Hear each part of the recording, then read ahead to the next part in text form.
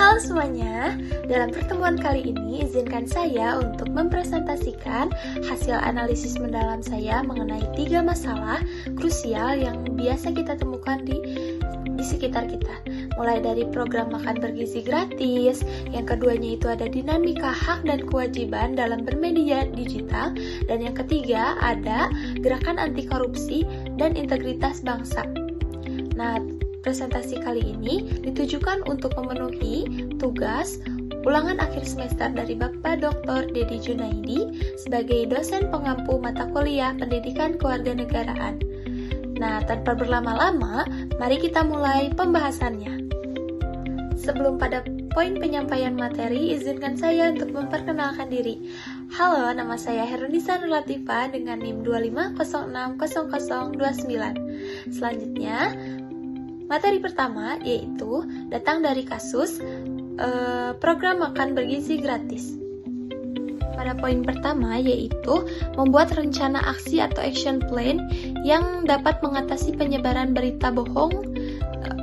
Itu ada 3 tahap. Yang pertama ada tahap edukasi dan deteksi, di mana akan mengadakan pelatihan literasi digital dasar bagi warga, membuat grup WhatsApp khusus pelaporan berita hoax di tingkat RT dan RW.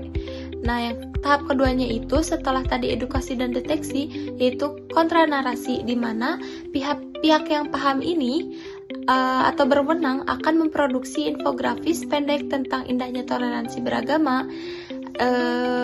Hal ini bertujuan agar ruang digital lokal ini didominasi oleh pesan-pesan persatuan, bukan pesan hoax atau yang dapat menyinggung sara.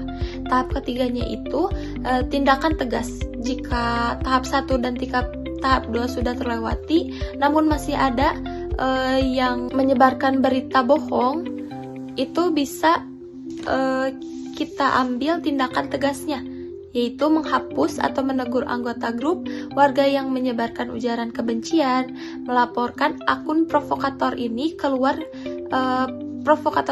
ini ke pihak berwajib jika dapat berpotensi sebagai konflik. Lalu, apa sih solusi dari tantangan tersebut? Yaitu yang pertama, membuat pengawasan berbasis masyarakat dalam pendistribusian makanan dengan tepat sasaran dan bebas korupsi di tingkat desa atau kecamatan.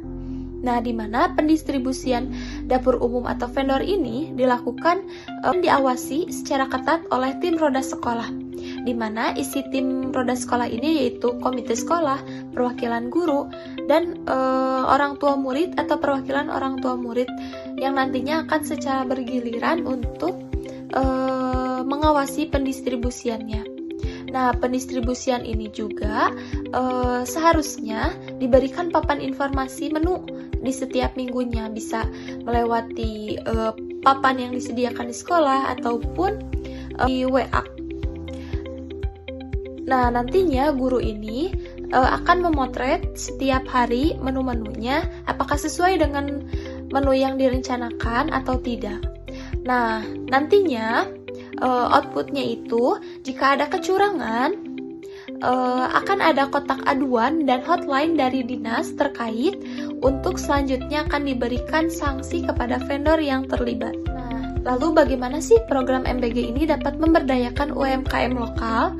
Seperti yang kita ketahui, yaitu adanya prinsip kemandirian ekonomi, di mana mengunci pemasok bahan baku MBG ialah dari satu atap yang sama. Artinya, pemasok MBG di sini yaitu UMKM lokal seperti petani-petani lokal atau yang berkebun. Nah, jadi bukan dari luar daerah ataupun luar negeri. Jadi memanfaatkan ekonomi UMKM lokal terlebih dahulu sebagai pemasok bahan baku. Soal yang kedua yaitu saya mengambil soal nomor 4. Masalahnya yaitu korupsi masih menjadi hambatan utama kemajuan bangsa.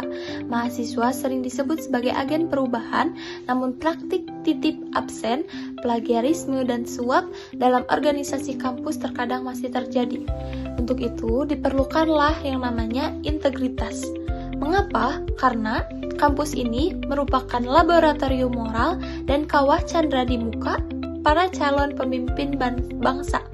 Nah, jika kebiasaan titip absen, plagiarisme, dan suap ini dibiasakan di lingkungan kampus, takutnya nanti di saat di dunia kerja atau pemerintahan kebiasaan ini ikut menempel. Nah, yang keduanya yaitu mengapa? Karena memutus siklus normalisasi korupsi. Yang ketiganya yaitu kampus sebagai replika negara. Yang keempat yaitu menjaga legitimasi gerakan mahasiswa. Nah, selanjutnya yaitu apa sih solusinya? Yaitu membuat rancangan aplikasi digital, yaitu program Suara Siliwangi. Nah, program Suara Siliwangi ini yaitu sistem aduan terintegrasi dan rahasia mahasiswa IKIP Siliwangi. Rencananya, rancangan aplikasi ini didesain dengan prinsip security by design untuk menghilangkan ketakutan mahasiswa akan intimidasi atau dropout. Karena seperti yang kita ketahui, terkadang mahasiswa ingin menyuarakan, namun takut suaranya itu akan menjadikan masalah ke depannya. Nah, yang pertama yaitu security by design-nya itu ada zero login system atau tanpa akun. Di sini mahasiswa itu tidak perlu mendaftar untuk masuk ke akunnya, namun terdapat membuka akunnya. Nah, tapi di satu sisi zero login system ini memiliki kekurangan, yaitu terdapat tantangannya dalam penerapan sistem tanpa login ini bisa berpotensi memunculkan banjirnya laporan fiktif. Untuk itu diperlukanlah sistem gerbang berbasis bukti yang jelas. Jadi jika kita mempunyai satu laporan itu tanpa didasari bukti yang jelas, laporan itu tidak akan diterima oleh sistem aplikasi ini.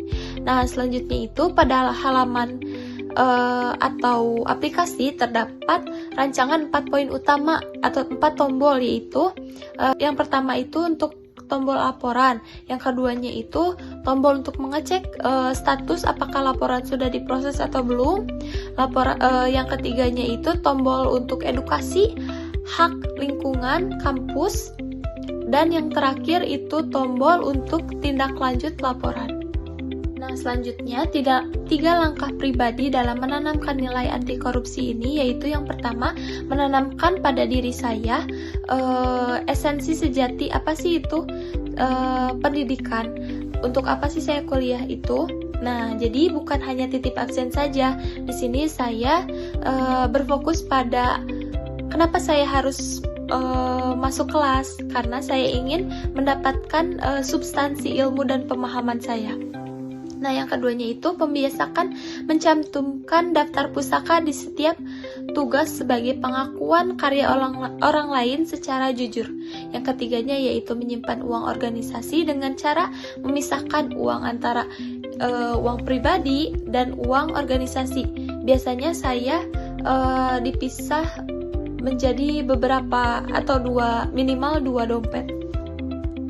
Analisis ketiga mengenai soal nomor 5, yaitu maraknya hoax, ujaran kebencian atau hate speech, dan polarisasi politik di ruang digital mengancam persatuan bangsa atau disintegrasi. Banyak warga negara yang lupa akan kewajibannya dalam menjaga keutuhan NKRI saat berinteraksi di dunia maya. Seperti yang kita ketahui, kita memiliki hak dan kewajiban.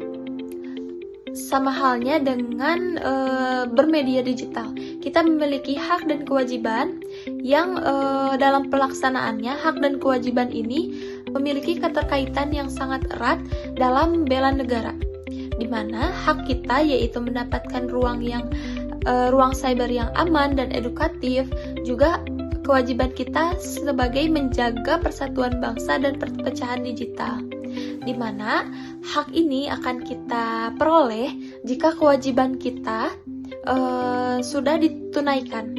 bagaimana sih mengatasi disintegrasi nasional di tengah interaksi daring ini? Yaitu yang pertama, membuat rencana aksi atau action plan untuk mengatasi penyebaran berita bohong yang berpotensi memecah belah suku dan agama. Yang keduanya yaitu memperkuat identitas nasional di kalangan generasi Gen Z ini. Pada poin pertama yaitu membuat rencana aksi atau action plan yang dapat mengatasi penyebaran berita bohong. Itu ada 3 tahap. Yang pertama ada tahap edukasi dan deteksi, di mana akan mengadakan pelatihan literasi digital dasar bagi warga, membuat grup WhatsApp khusus pelaporan berita hoax di tingkat RT dan RW. Nah, yang tahap keduanya itu setelah tadi edukasi dan deteksi, yaitu kontranarasi, di mana pihak yang paham ini atau berwenang akan memproduksi infografis pendek tentang indahnya toleransi beragama. Hal ini bertujuan agar ruang digital lokal ini didominasi oleh pesan-pesan persatuan, bukan pesan hoax atau yang dapat menyinggung sara. Tahap ketiganya itu tindakan tegas. Jika tahap 1 dan tahap 2 sudah terlewati, namun masih ada yang menyebarkan berita bohong, itu bisa kita ambil tindakan tegasnya, yaitu menghapus atau menegur anggota grup warga yang menyebarkan ujaran kebencian, melaporkan akun provokator luar ini ke pihak berwajib jika dapat berpotensi sebagai konflik. Cara yang keduanya itu memperkuat identitas nasional di kalangan generasi Z.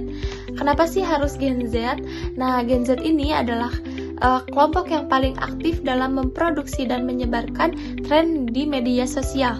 Karena menurut data statistik, demografi, dan tingkat penggunaan internet di Indonesia, kelompok generasi yang lahir antara tahun 1997 sampai 2012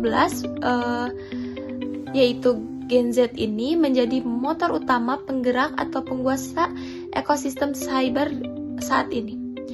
Jadi ketika Gen Z ini memiliki rasa kebangsaan yang kuat, mereka tidak akan mudah terombang-ambing oleh narasi cyber yang akan memecah belah tadi. Nah, caranya yaitu dengan infiltrasi budaya, bukan doktrinasi kaku, yaitu rebranding Pancasila dalam format pop culture, yaitu infiltrasi digital. Yang keduanya yaitu strategi local pride. Jadi nanti anak muda atau generasi Z ini akan lebih bangga akan keberagaman budayanya dibanding budaya orang lain. Nah, yang ketiganya itu membangun influencer Pancasila. Seperti yang kita ketahui, influencer saat ini dapat berperan atau berpengaruh sangat besar dalam bermedia sosial. Nah, yang keempat yaitu transportasi edukasi berbasis proyek digital. Baik, untuk pemaparan kasus saya cukupkan sampai sini. Terima kasih. Wassalamualaikum warahmatullahi wabarakatuh. Sekian pemaparan materi yang dapat saya sampaikan mengenai 3 analisis masalah. Semoga bermanfaat bagi kita semua.